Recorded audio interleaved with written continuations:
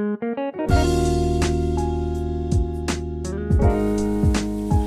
dòng nó đặc biệt được các lọc hiện giờ phạm tiếp lâu hay giờ chance là giờ cả lắp với nhau vậy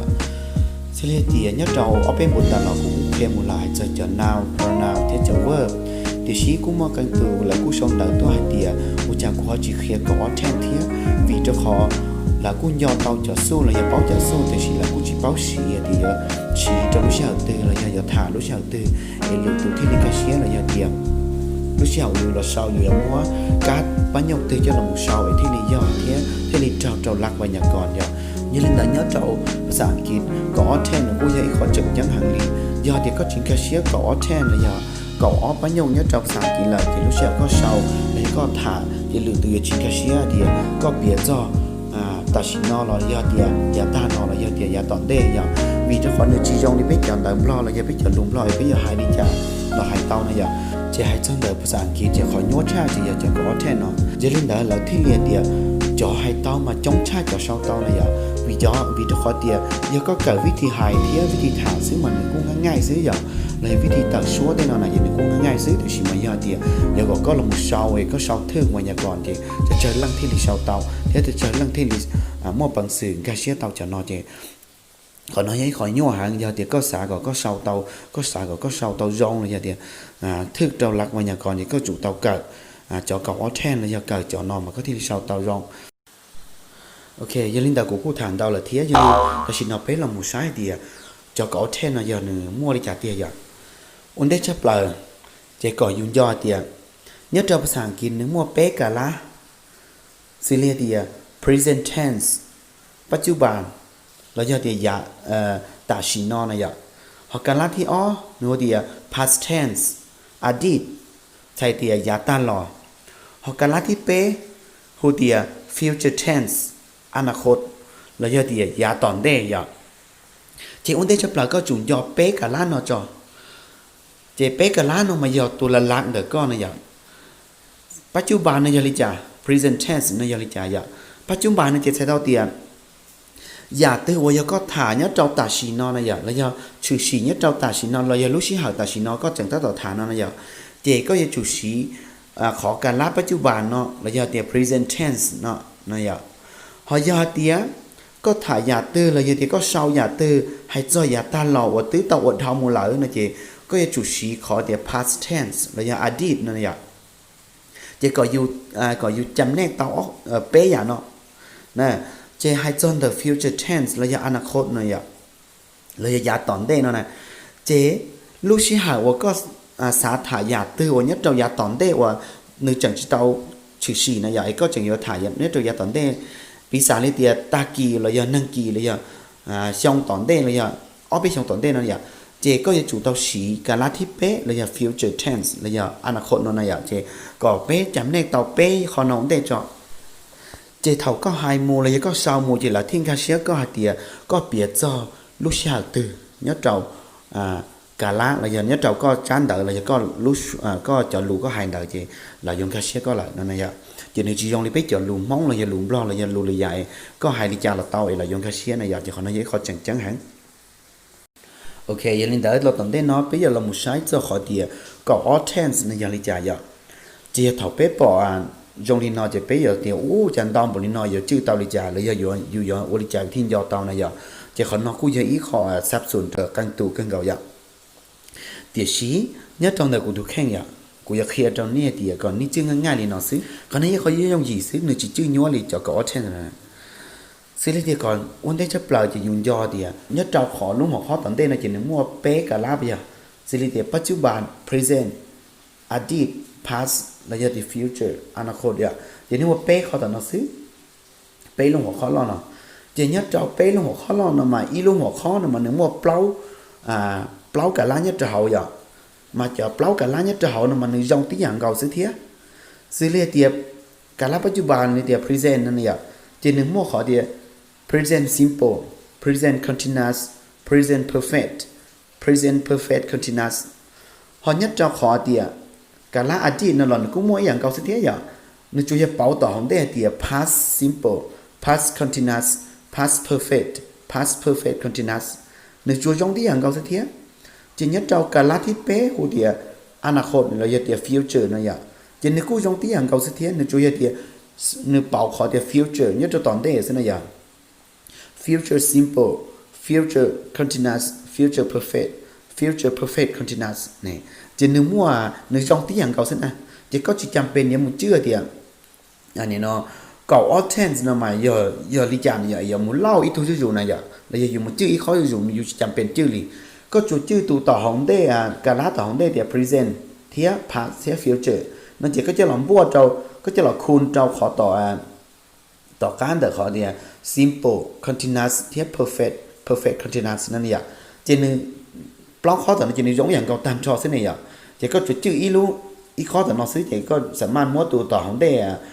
มั่วเป็ดรู้การลาต่อของเด้เนี่ยจะหลอมคูณต่อนอซื้อจะก็ยิ่งชื่อเต่าตันชอลีละจะจิจำเป็นก็อย่าหลงเล่าอีข้อจู่ๆอย่าเจยอดเจ้าการละปัจจุบันเนี่ยจะนึกว่าเปล่าหัวข้อหอการละอดีตเนี่ยเรามั่วเปล่าหัวข้อการละอนาคตเรานึกว่าเปล่าหัวข้ออย่าเจ็บเปล่าหัวข้ออย่ารวมตันชอนหรือที่ลิ้มว่าอย่าเก่าออกการละแล้วอย่าเก่าออก tense นั่นเนี่ยเจขอละหูเดียเก่าออก tense จะอย่าลินอซื้ออย่าจะยินดาวตอนได้เราไปอย่าละมุงกาเชียตัวจ่อสูดอันเดียเตละ tense เนี่ยเตละการละเนี่ยจ่อเปล่าการละจ่อเก่าออกการละนั่นเนี่ยไอ้นี่อย่ายองดิจ้าจะขอนอมันนี่ขอยั่วยอมจีถ้าชีก็เป็นไปอย่าตอละมุจำแนกวิธีสีน่ะจ่อคำกรรมะนั่นเนี่ยจะไปตึกกับคำกรรมะได้เลยจีไปเรามุจำแนกวิธีสีจ่อคำกรรมะสิเจหนึ่งง่ายสิเทียย่อที่อยู่ที่เตาพันลูกหัวข้ออย่ากูเคยอย่าตลอดเดียจ่อเวิร์บเลยจ่อคำกรรมะเดี๋ยวจีก็อยู่จริงกระเชียจ่อก็ออเทนเนาะจียันลินดากูที่เลียเดียวันเต้ก็จะเกิดภาษาอังกฤษต่อมาก็จู่เกิดจ่อคำเว้าเนี่ยจ่อภาษาอังกฤษจ่อเดียคำนามคำเทนนามเทียจ่อคำกรรมะเทียคำเสื่อมคำต่อคำอุทานอะไรอย่างจีก็เป้าจนเดินตามมาก็ลงมุงกาจ่อก็ออเทนมาก็ทิ้งกระเชียเขาจะก็จะเป้าจนเดินจะเจอกูละมุเปียจนเดินนอนเราก็ยังจริงกระเชียกูเทียอย่างวิจารณ์ขอเตียเท่ากูยังละมุให้จ่อสู้เนี่ยจ่อก็ออเทนส์เนาะเนี่ยต่อจีนึกอยู่สีจ่อคำกรรมะล้วนๆนี่แหละสินึกอย่างว่าจ่อคำกรรมะเดี๋ยวจะละมุเป่ามูลลอหรือเส้นไหนอย่างจีเขาก้อนกระเชียจ่อคำกรรมะเหรอจีก็ที่ลีกระเชียเต่าจ่อก็ออเทนเนาะเนี่ยจะคนนั้นยี่เขาจังแจ้งหางลีโอเคยันลินดาแต่ชินาเป็นละมุใช้จ่อเก่าอ้อลูสูตรเลยอย่าเก่าอ้อลูฟอร์มูลาเนี่ยจ่อจ่อ tense เดี๋ยวนะอย่าเจสิลิเดียเนี่ยจ่อการละที่ present simple present continuous present perfect continuous นะอย่าพอ past เราเนี่ยมัวเปล่ารู้อย่างเก่าปะตาเลยเจ้าก็ชื่อเต่าเปล่ารู้หัวข้อล้อน่ะเลยนะเจ้ก็จู่เรามุชื่อเราจะสู้ต่อเนาะนั่นนะอย่าchỉ là thì các chữ tao cho tao đây nó dưới rồi nó chỉ một con mày à thì có chủ chữ cho tao cá là thì cho số tao cá là thì xuất xuân lúngหัวkhó đỡ mà nửa lú số trong đi chả là mày thầu nó có thể là chỉ tao theo chỉ là thì có này nó chữ cho tao đây nó dưới thì nửa chỉ lại thế này thì có chủ là 100 nét cho số tao cá nó thì nhớ trâu plau lú cả lá nhớ trong đờiปัจจุบันเนี่ย present เนาะที่หนึ่งมั่วจะตรงนี้จ้ะเขาจะอดีตเนาะเนี่ยเปล่ารู้กันล้าเนี่ยตอนเดิมกันล้าอดีต past เนาะเนี่ยหนึ่งตรงนี้จ้ะหนึ่งเจอขอกันล้าปัจจุบันที่จ้ะนั่นเนี่ยเขาเปล่ารู้กันล้าเนี่ยตอนเดิม future ระยะที่อนาคตเนาะเนี่ยหนึ่งเจอกันล้าปัจจุบันเทียกันล้าอดีตเนาะที่จ้ะนั่นน่ะจะก็ลงมาจำแนกหนึ่งสีจ่อคำกับมาเนี่ยจะเขาสักเจหนึ่งกู้ชื่อง่ายๆสักเทียอย่างหนึ่งกู้ชีหนึ่งชียั่วน่ะโอเคหนึ่งชิ้นโยนะปีศาจเนี่ยเตียpresent simple นะอย่าเจนหนึ่งมั่ว subject plus verb ส่งอีบวกจะ object นั่นอย่าเจก็ลงมาสุ่มเทียบตรงแต่ขอเตีย past simple นะอย่า past simple นะเจนหนึ่งกู้อย่างเก่าสักเทีย past simple นะเจนหนึ่งกู้ลงมาเตีย past simple นะเจนหนึ่งรู้สึกหนึ่งกู้เตีย subject plus verb ส่งอ๋อบวก object นั่นอย่าเจนหนึ่งจะขอเฉาsimple present simple ส่วนนอกขอเดียนึกชีตัว verb ส่งที่อ้อหรือซื้อนั่นไง verb ส่งที่อ้อเนาะเจนนี่ยาส่งอดีตเนี่ยไปยังเจนนึกจ่ายขอเดียนึกชีส่งที่อ้ออดีตเด้อขอเจ้า verb แล้วหัวเดียกิริยาสามส่งนั่นเนี่ยเจนนึกจ่ายคนแต่ละซื้อเจนนึกเรามุชีส่งที่อ้อหรือซื้อนั่นน่ะเจนแต่ขอ present continuous นั่นเจนนึกรู้สึกเด้อนั่นเจนนึกเดีย subject plus is am are plus verbs ing plus object นั่นเนี่ยเจวิลิลองมุดเจ้าส่งที่อ้อเดี๋ยวก็มันจู่มุดเทียบเจ้าส่งที่อ้อก็ลงมุดเทียบเจ้าขอการละอดีตเลยเดียหนึ่งอ้อรุ่นหนึ่งอ้อรุ่นหัวข้อหลอดแต่นั่นมายงอย่างเก่าได้ชิมมันเจอจ่อเวอร์จะเจอลิจานะอย่าจะอยู่ชื่อลินดาซื้อ สมมุติเดีย past continuous เนี่ยนึกจ่ายเขาตื้อนึกจ่ายเขาเตียนนึกจัวนึกสีนึกว่าตัวis เทียตัว am เทียตัว are ส่วนนั้นน่ะpresent continuous นั่นน่ะนึกว่าตัวนั้นจะมูเป่าว่าอดีตน่ะใช่ไหมเป่าว่าจะ verb ส่งสองใช่ไหมจะนึกเป็นอดีตเนี่ยพยายามจะนึกสีจะส่งสองเนี่ยจะตัว is ตัว am ตัว are เนี่ยจะเท่านึกเป็น verb ส่งสองจะนึกเป็น verse were นั่นเนี่ยพยายามchỉ nên bua tỏ khá là chỉ nên chẳng bua cho verb giống dạng gạo sẽ thế dạng nên chẳng khán bua verb ing dạng gạo sẽ thế này chỉ có dụ chữ bé mà nè ngay đi đợi dạng họ ý là lý sau present perfect nó dạng present perfect nó chỉ nên lúc sau nó chỉ nên thì subject plus have has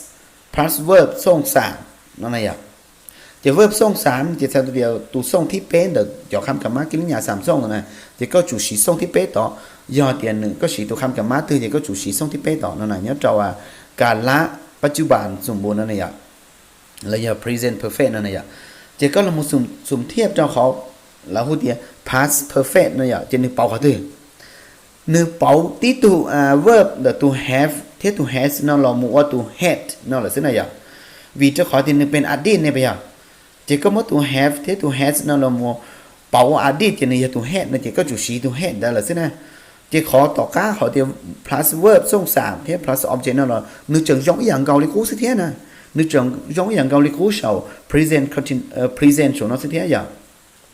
จุดยอดเดียวนึกเป่าตัว verb ส่งที่อ้อหลอนแต่ตัว have ที่ตัว has เฉาขอการละปัจจุบันเฉาหรือสิ่งไหนอย่างเนี่ยจะเขานั้นง่ายๆสิเทียเจเขาน้อยยัยเขาก็อย่าจุดต้องมูศึกษาคุ้นคว้าดูเดียวิธีชื่อก็อยู่ใช้หมู่ใช้หลอเนี่ยอยากจะอยู่ใช้เจ้าเวอร์น่าจะนึกชี้เป่าหมู่เป่าหลอข้างในไปช่วยนึกเจ๊กหมู่เจ้าอดีตตัวนั้นจะnhấtเจ้าขอทิปเล่าnhấtเจ้าแต่การรับปัจจุบันหูเดีย present perfect continuous นั่นเนี่ยจะนึกว่าตัว subject plus have has บวก been บวก verb ing บวก object นั่นเนี่ยเจก็ลงมาสมเทียบจะขอ past perfect continuous ผู้หกก้านั่นเนี่ยขอเกินก็เดกาลาอดีตpast perfect continuous นั่นเนี่ยจะนึกเป่าหรือจ่านึกชัวเป่าขอเตียyes สมมติ subject plus hate plus have plus verb ing plus object เนี่ย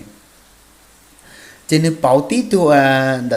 ปัจจุบันส่วนนั้นจะนึกว่าตัว have หรือ has เนี่ยแต่ชีเดี๋ยวก็ให้ตัวอดีตแล้วเนี่ยก็จูเป่าตัวว่าตัว have และตัว has นั่นละมูแจ้งว่าตัวส่งที่อ้อจะเนี่ย hate นั่นแหละสิ่งไหนเจียมบัวเราต่อข้างนั้นลำบัวที่อย่างเก่าทันทศเทียไป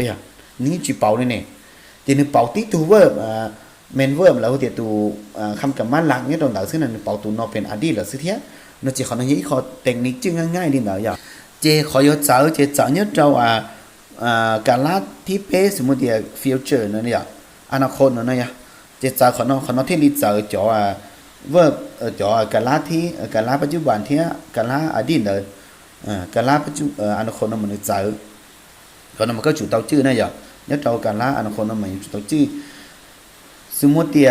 ที่สามที่ future simple นะอย่างเจนเนี่ยจุดมั่วตัว view เรียกตัว show นั่นเนี่ย show subject plus view show plus verb ส่งหนึ่ง plus object นะอย่างเจนnhấtเราfuture นั่นเจนเราชี้จ่อ verb ปัจจุบันตันทอซื้อlà chế là chỉ sử cho verb song song là sử cho verb song nâng thành trò sử vậy chế nhất trong future continuous này vậy vì lý do này thì future continuous chế nếu mua tu subject plus view plus show plus be plus verb ing này chế buộc trong object vậy chế này nó có yêu chủ chế cho khám cả má còn một trò đi còn nó chế cụ thi hai tiền này giấy có chừng trắng hàng của có yêu chủ tàuผ่านบทคำกรรมะเดี๋ยวหล่อหมูมันก็ทิ้งกันเสียจะน้อยย่อก็จีผ่านจากบทคำกรรมะจีแต่ชิ้นนั้นเราหายใจเขาน้อยจีละหายใจที่จะเวิร์บหรือซื้ออย่างจีก็จริงกันเสียเขาน้อยจีเขาน้อยเขาจังจังหังจีวิธีจำแนกจะสู้จีก็อยู่จำแนกลินดาวซื้อหนึ่งกู้จียั่วยั่วเทียอย่างแต่ชี้หลายละเอียดเลยอยากขอจังจังชับเปล่ามันก็อยู่ถูกต้องครับหมูเนี่ยnó mà sai tu sủng thiết tuอยู่นะจีก็ทิ้งกันเสียเดียcho present nữa trả khó tự cho past nữa trả khó tự chỉ có mỗi cho nó một sum thiếp cho verb là chỉ có cái xiên ngay liền đạo xứ ok จะรีตอนได้นอเป็นละหมู่กันกะลาที่อีเทียกะลาที่อ้อสิริเดีย present simple tense เทีย present continuous tense อุ่นได้จอ present simple tense การลาปัจจุบันธรรมดาเนื้อมัวลึกสุดระยะ formula สิริเดีย subject plus verb ทรงหนึ่ง plus object จิลินดาอุ่นได้ตอนได้นอก็ยังจู่มึงกะเชื่อจะขอเดีย subject เนยได้จีอย่าลิกูเตาเคียอย่าตาลอเดียนี่เนาะnhất trongประโยคnày à là subject nó này mà nhiều part từ là nhiều chỗ từ ởที่เดียวมู่เป็นสื่อเราว่าต้องจะ subject นั่นน่ะอ่ะเจ้าเขาเนาะก็จะจุดต้องการหมู่ห่วงขึ้นเลยเดียวต้องการหมู่สัตว์ซ้อนแต่จอnhất trong บทที่เลยบทที่ออกก็ต้องเคลียร์หมู่ให้จอ noun ที่ pronoun đấy mà cái chúng cái xét cho nó mà cóที่เป้าlà một sáng cho ประโยคnhất trong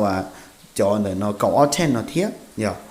xử lý tia cho pronoun này giờ đã chi cho noun giờ đã chi giờ cho nó sáng or subject nó chỉ có những chúng cái sẽ khó nó vấn đề mà có thể là bao sáng bao nhiêu thế nhở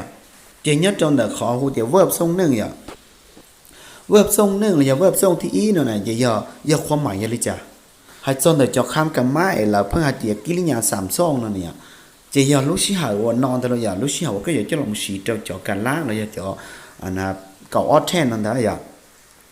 จะถอดเป็ดต้องกระเช็ดอย่าเป็ดภาษาเดียวจะcho cái nhà sản xuất này phân chỉ gọi bây giờ là lâu rồi bây giờ là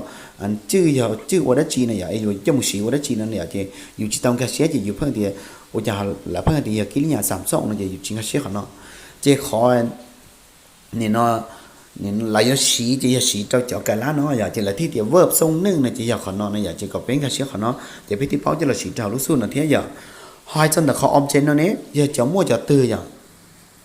hay cho object nó chỉ cụ tí tộc hiện tại là một là tia người do cho kham nam kham thiên nam thiết kham cầm mát xua trả xua dạng đấy có สามารถ cho là sángเป็น object ตาวคำประกอบตาวอย่างจะเห็นได้กูจะถามตอนนี้là ให้จนได้จะ subject làจะ object อย่างว่าไปที่ตาวเกิดทั้งหมดเลยแต่เทียจะเห็นได้ตอนนี้เราเป็นเราหมู่ใช้เดีย present simple tense เราไปอย่าชี้ลิจ่าเราอย่าชี้ลูกเชี่ยวตื่นที่ลิย่อเราอย่าที่ลิทึกลักบรรยากรนะอย่าง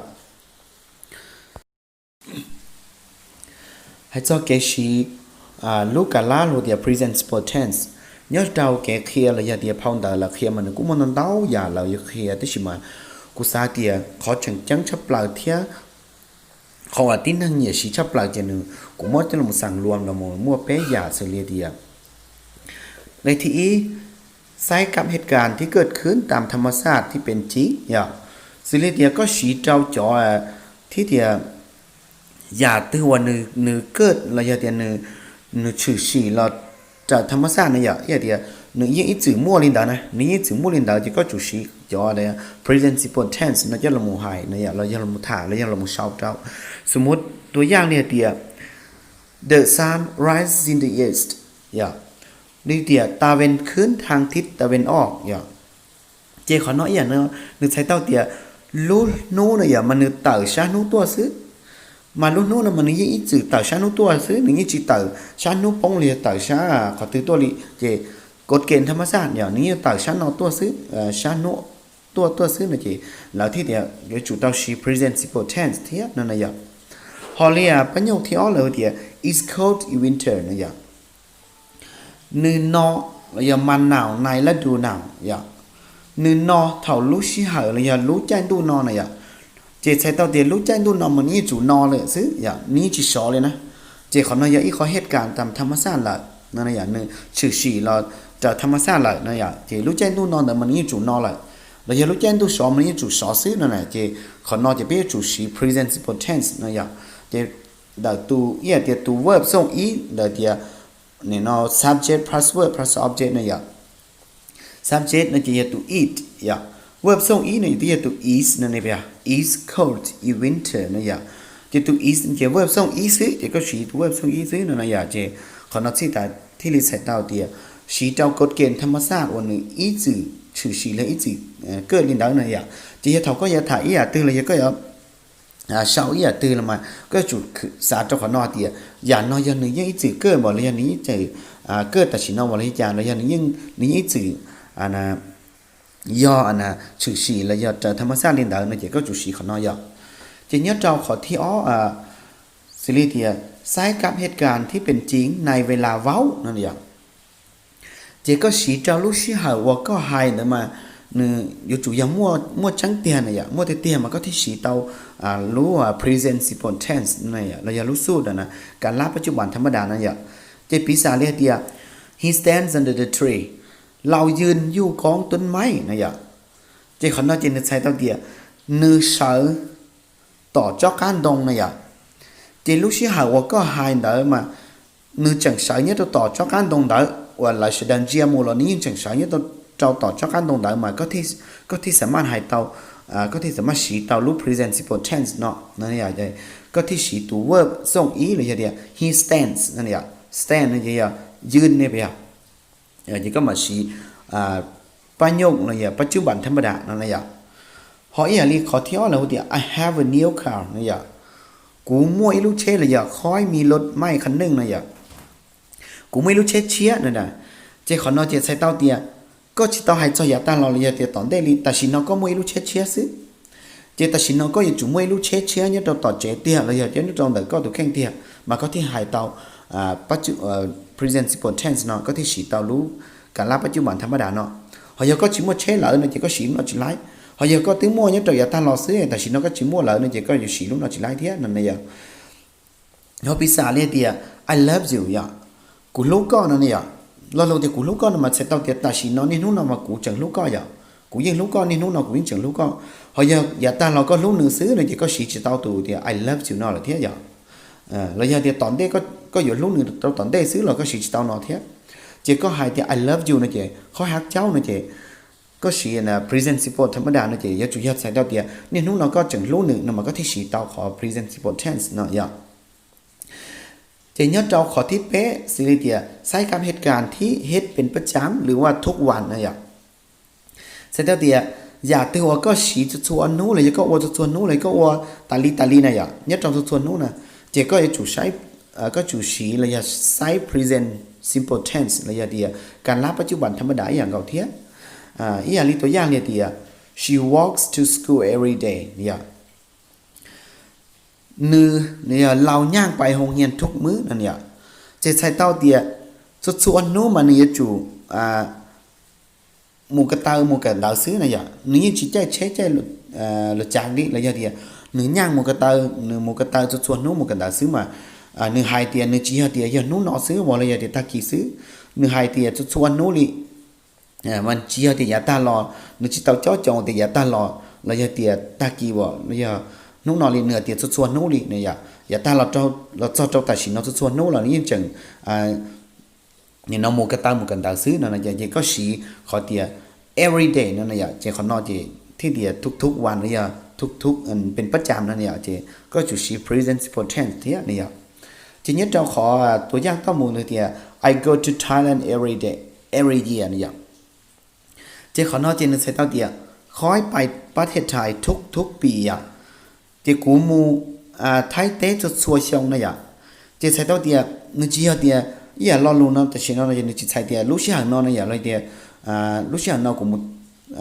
อย่าจู่อย่ารู้เชื่อหนอกูที่ริมูไทยเตะนะสุดชัวร์เชียวกูยังมูนะเดี๋ยวก็ให้ระยะยาวเดี๋ยวสุดชัวร์เชียวมากูยังมูไทยเตะแต่ลิจีเดียแต่ชินนอเราเดีย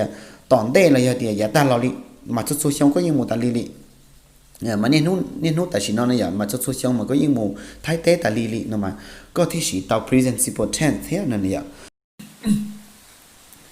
ok giờ linh đạo tuần đến nó bé là một hay cho cái láที่ auxiliary present continuous tense cái lá ปัจจุบันกำลังเฮ็ดหรือว่ากำลังกระทำอย่างสิลิลุสุดหรือมั่วเดีย subject plus is am are plus verb ing and plus object อย่างจะnhất trâu cái lá nó nửa mua tu subjectอย่างจะเนี่ยเราบัวtrâu tu is tu am tu areอย่างแล้วยังเราพูดเดียว verb to be อย่างเทียlà muốn buat từ verb từ ing tia object ya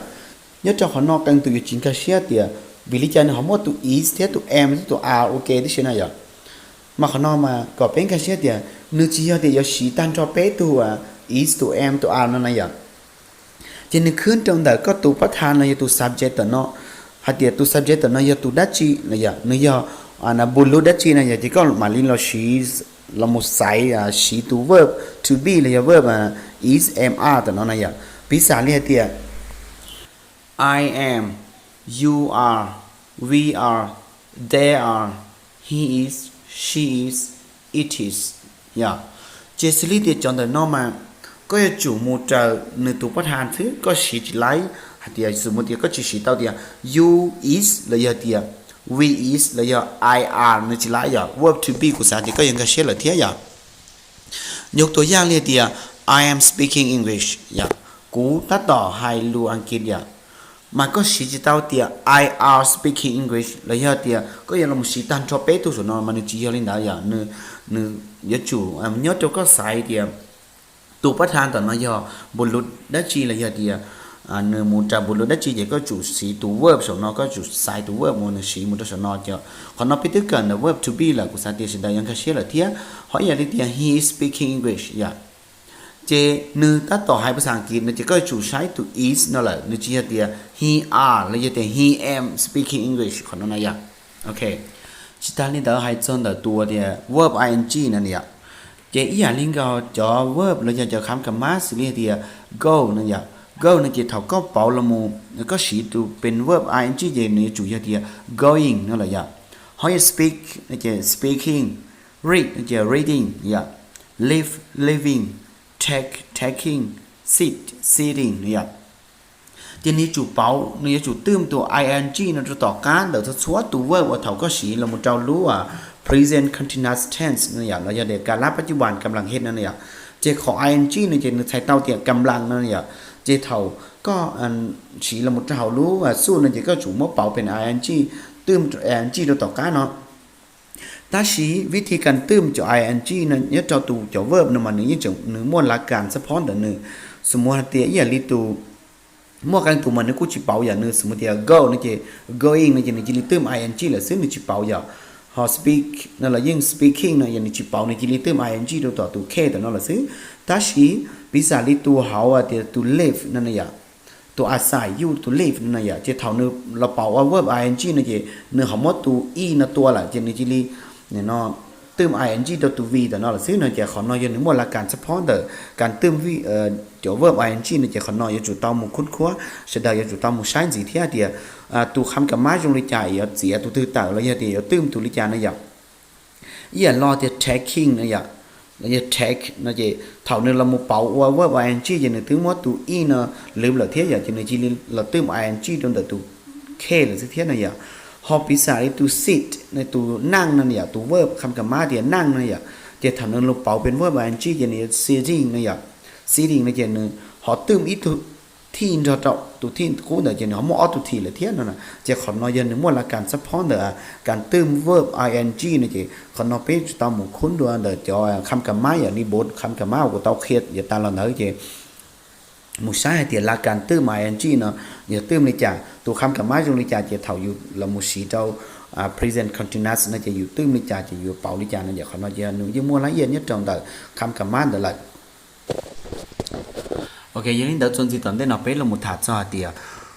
present continuous tense ประโยคปัจจุบันกำลังเฮ็ดจะใช้เวลาใดสิริเดียเท่าก็กระเชียแต่ละภาคส่วนnhất trongเดี๋ยวรู้สู้แล้วเจก็จะจุดต่อเป้าเดียไปอยู่สีแล้วยังก็จะสีรู้ประโยค present continuous นั่นหมายก็จะสีรู้เฉาตื่นแล้วเดียถาจอรู้เฉาตื่นก็ที่เตาสีตัว present continuous นั่นน่ะอย่าง present continuous นึกสีเจ้าอ้อก็เลยนี่สิริเฮาเนาะใช้กับเหตุการณ์ที่กำลังเฮ็ดในเวลาเว้าส่วนหลายจะมีคำเว้าเหล่านี้เพื่อสิบอกพิสาลิเดีย now at the moment these days ซิลิเดียจอ present continuous ระยะเดียการละปัจจุบันกำลังเฮ็ดกำลังกระทำนั่นน่ะอย่างมันนึกสีเจ้าเหตุการณ์ที่เดียรู้จักก็หายนะมันก็ยิ่งตัดต่ออ้วนนะอย่างที่เขาได้สีจอ present continuous เนาะเจ้าเราหมู่ถาเลยเจ้าเราหมู่เชาอย่างhọ hiểu chứ có chỉ qua là có tiếng qua ta là gia tiền nó có tiếng tao qua mà có chỉ lấy từ present continuous nó vậy cái present continuous nó mà nó chỉ lúc sau có ta tỏ qua đã họ có hai là gì có những trường ta tỏ qua mà thiên lý chỉ tao nó vậy cáiส่วนtao này giống một từคำว่าthì now là giờ at the moment là giờ these days nó vậy giờ thì now nó chỉ điềuนี้là giờ thì at the moment nó là điềuนี้อย่างเก่าthế vậy là giờ thì these days nó vậy cáiเนี่ยนู้นเนี่ยนอนนั่นเนี่ยเจเนี่ยมั่วจะนอนเจ้าละมุสิบอกเลยเจ้าหมูเขียดเจ้าก็เดียยอกูตาต่อว่าตาชีนอนนั่นเนี่ยพิสาเลยเดีย I'm working now ya cú ta tỏ qua hao lử nữa ya chỉ có ai thì I am working now này chỉ là những cái xét ai thì giờ có chừng ta tỏ qua hao lử mà nước trái khó present simple khó thì present simple này mới có thì I work nó không chỉ lại báo thì có qua lử thế chỉ có báo thì có chừng ta tỏ qua là chỉ ta tỏ qua ya thế mà giờ có thì I am working now này chỉ là những cái xét thì cú chừng ta tỏ qua lử này giờ chỉ cú chỉ không này chỉ lúc sau có hai mà có chừng ta tỏ qua lử ya hãy cho những cái theo đi thì my parents are going to Vientiane cú nè thế cú chỉ người ta tỏ mù đã Viêng Chăn vậy chỉ khi hỏi có hai nó mà có nè thế có chỉ người ta tỏ mù Viêng Chăn mà lúc sau nào mà cái chừng ta tỏ tàu kế vậy rồi gia đình cái chất đột chạy chế mù Viêng Chăn là mà chỉ tàu cho thế thì mà thì chừng tứ ta tỏ mù là nãy giờ thì họ nói gì có sẵn mà xí tàu cam báo nó rồi giờ có sẵn mà xí tàu present continuous cho là một hàiเลยcho một thả cho họ nói vậy họ pizza lên thì có tao mua giờ he's reading this book yeah chế thì nữ ta tỏ nhận phong đỡ nó mà giờ chế sẽ tao thì lúc xí hỏi qua có hai đỡ mà nữ ta tỏ nhận phong đỡ đấy giờ chế nữ chẳng nhận phong đỡ mà có thể hai tao là giờ hỏi giờ đi thì I'm going to school giờ nó chế có hai liên nó chế sẽ tao thì có chừng ta tỏ mù cần đỡ lại nó nói giờ chế có lúc xí hỏi đỡ mà có chừng mù đấy giờ chế có chừng mù cần đỡ mà có thể hai tao lên nó thế giờให้เสนอข้อที่อ้อให้เดียใช้กับเหตุการณ์ที่จะเกิดขึ้นในอนาคตใกล้ๆซึ่งมีความหมายว่าจะเนี่ยจีนี้เราขอนอจีนี้กู้สีนี้เราขอเหตุการณ์ที่เดียหนึ่งอย่าชื่อสีใช่ๆนะอย่าแล้วอย่างนี้เราอีเปลี่ยนอะไรอย่างตะกี้เลยยันนู่นเราใช่ๆนั่นนะจีหนึ่งแบบเด่นลักษณะเด่นหนึ่งจู่เกิดซื้อหนึ่งมาก็ที่ให้เตาขอนอเทียอย่างthế chỉ ta nên đặt được cũng một khoản mày là sana giống như là future ilia na cả lá nó khó chở vậy vì nó còn những một tụ lo lùa thì chat nó thế vậy thì bây giờ thì she is going to Singapore on Monday nữa vậy nữ dùa mua tết chào Singapore nhớ trong nó hoàn chỉnh nó vậy chị nữ cũng một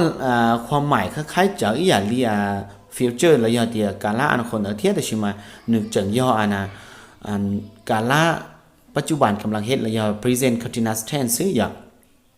แต่สิnó นึกมั่วรู้ความหมายนึกมั่วความหมายที่จ้าเนาะอย่างเราอย่างจะนือยัวมูแต่ชาวสิงคโปร์เนี่ยจนทุกวันจันทร์เนาะนั่นอย่างมาเขาเนี่ยก็สีเจ้าลูกศิษย์เขาใช่เลยอย่างเดียวลูกศิษย์แน่นอนเดียวก็อยู่หมู่ซื้อเนาะมาก็ที่สีเตาpresent continuous เจ้าเราหมู่หายดีเนาะที่อย่างฮอสิลีตัวอย่างที่อ้ออย่าง I'm going to visit you tomorrow morning เนี่ยกูยกตัวหมู่ใช้ก็เนี่ยเราตะกี้เฉินจ้อเนาะอย่างที่bây giờ thì họ nói chỉ có thứ vàng phèn này ta chỉ có chủ mua xứ mà có thể hại tao lên nó này vậy họ cho thì có chỉ do linh đạo chỉ có chủ sĩ future là nó này vậy chứ họ nói do ít họ thì sai cho hết cả thì cái là thì gen này vậy thì họ cứ để mà có nên non thì họ cứ tao mà có thể hại tao khỏi thì có thể sai tao từ present continuous nó cho là một hàiลักษณะอย่างđi nó cả lá nó còn tới nó này vậy ok giờ li kể khen đã nhất trong lúc nào cũng là sorry nó là xứ và thiết chế chia để bé chừng chín chỉ trâu cậu chance là giờ để cậu cả lá của cuộc chuyện khi chuẩn gì tận tên nó mù giờ mua họ từ họ chỉ chi là giờ để khi chỉ cho họ sẽ đợi họ comment là giờ để xong đã tốt cho cụ tàu và thiết chế chia để giờ đợi giờ lúc gì bú vì cho họ lúc xí hở là cụจะchơi thiết giờ bé là muốn khi nhất cho họ khi video nó chỉ bé giờ khi chỉ ta cho trả cho dạng chỉ ta lên đợi thầu cơ nó giờ họ nhiệt cho cụ trông là giờ để nhiệt cụ cho khi video khen đợi thiết nó ba cột subscribe là giờ để nhiệt lúc chứ thì tạm cho cụ ở trong đầu